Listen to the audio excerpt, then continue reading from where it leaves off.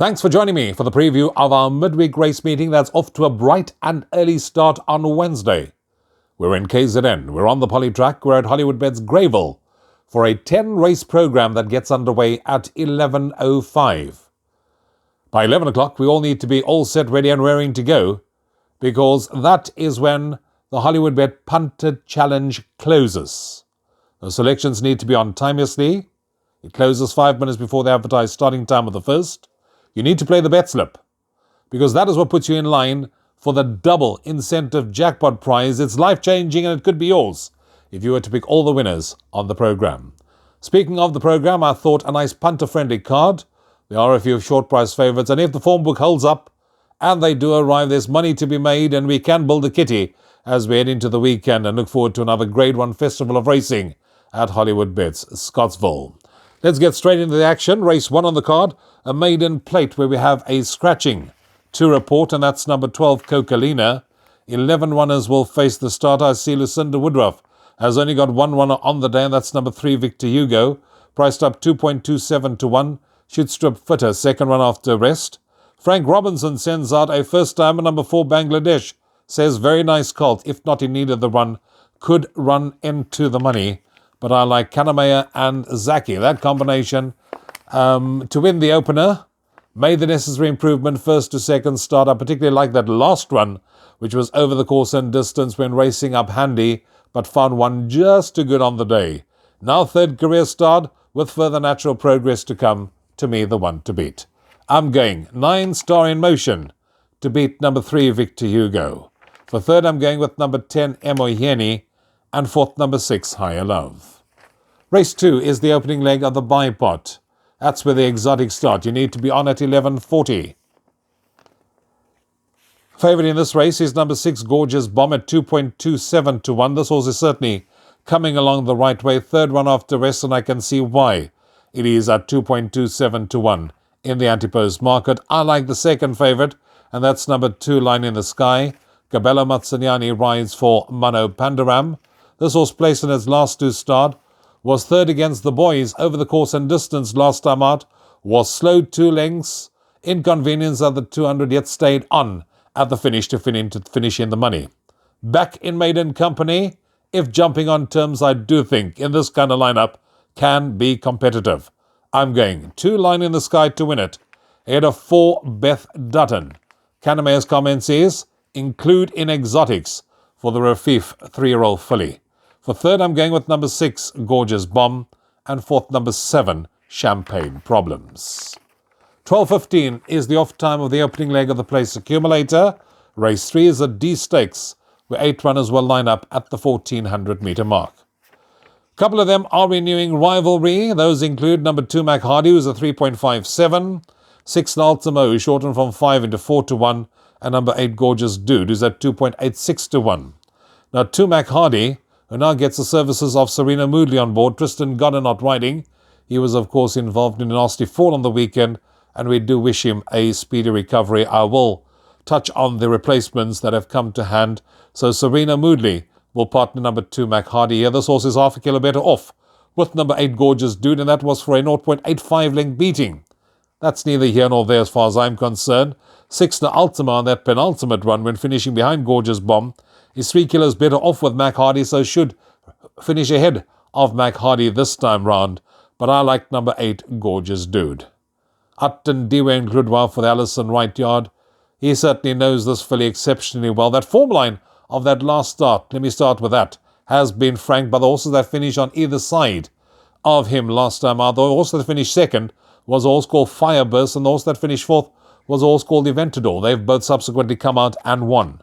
This horse has been a model of consistency, particularly those last 3 starts, and I do think that being able to show the early gate speeds, Upton Dewey will be able to jump this one out, take it to the front, cross, set the fractions, and will be hard to peg back in the run to the wire. So I'm going 8, Gorgeous Dude to win it, ahead of 6, the Ultimo. For third, I'm going with 2, Mac Hardy, and fourth, number 3, Victor Rail.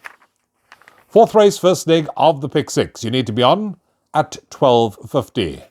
When I opened race 4, my eye immediately fell on the favourite, number 1, Silver Platter, shortened from 2 to 1 into 1.82 on Hollywoodbets.net. Now, this horse has reeled in a string of seconds. In fact, the last 4 starts finished second, second, second, second.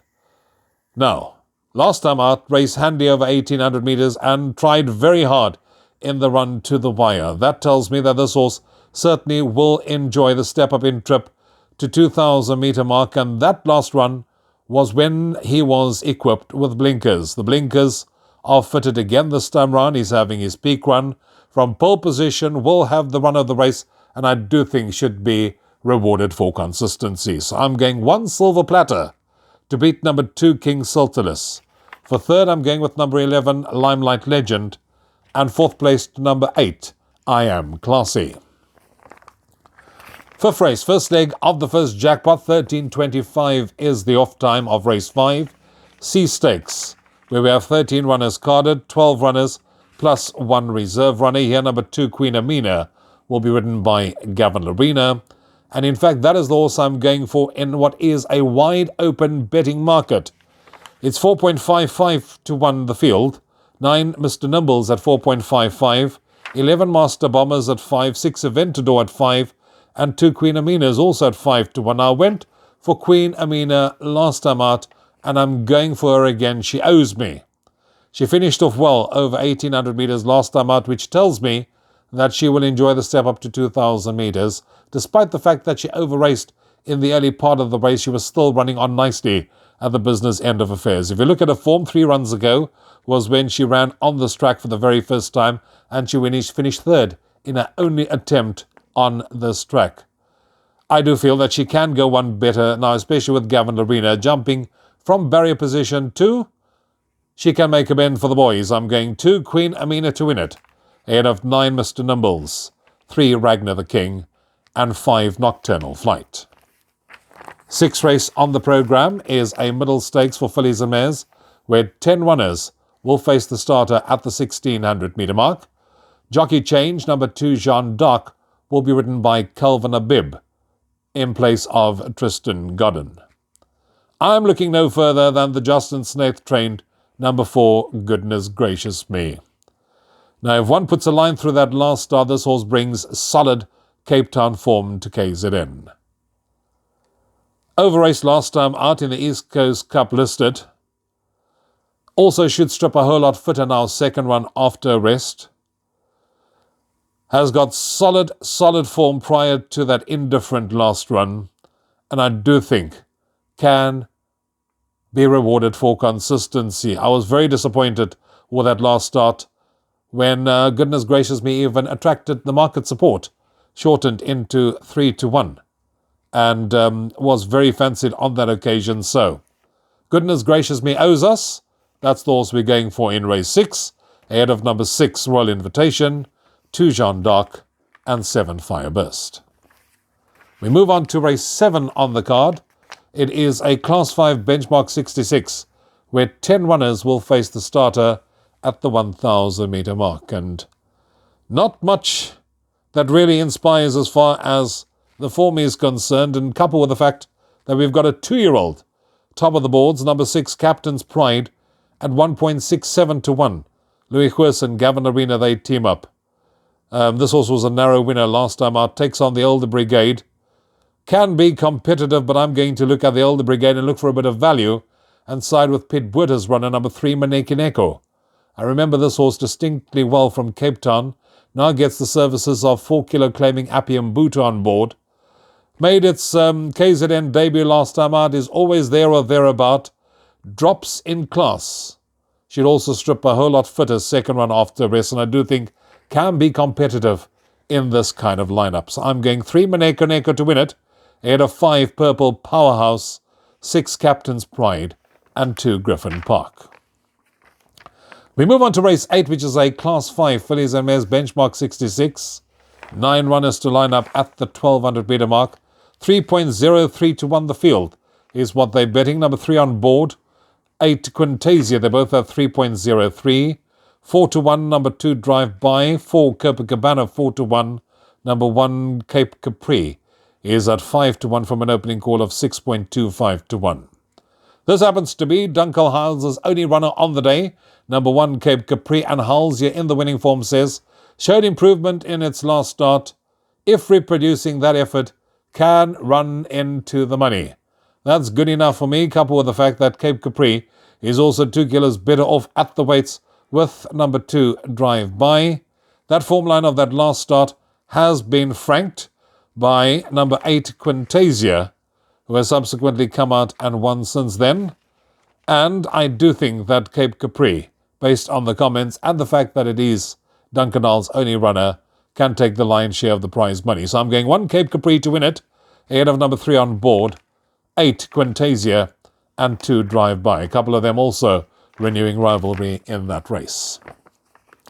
Race number 9, Middle Stakes, 11 runners over 1,400 metres, is what this Middle Stakes has attracted. Another race where you could make a case for quite a few of them. Number 5, Golden Destiny, 3.57. 7, this is what it means at 4-1. Number 11, Legal Counsel, Justin Snaith, Andrew Fortune, 4-1. 6.25 bar those 3. Muzieni will ride number 4, Proud Master, in place of Tristan Godden here in this race. I like number 5, Golden Destiny.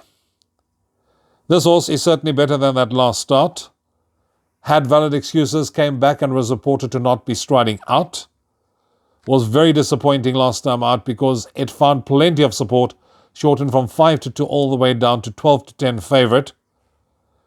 That form line has been franked by 2 horses, the one that finished 3rd, called This Is What It Means, who happens to be number 7 in this race, and a horse called Connery, who finished 5th. They've both come out and subsequently franked that form line. On previous form, this horse certainly is a model of consistency, must be considered, and I do think can bounce back to winning ways in a race of this nature.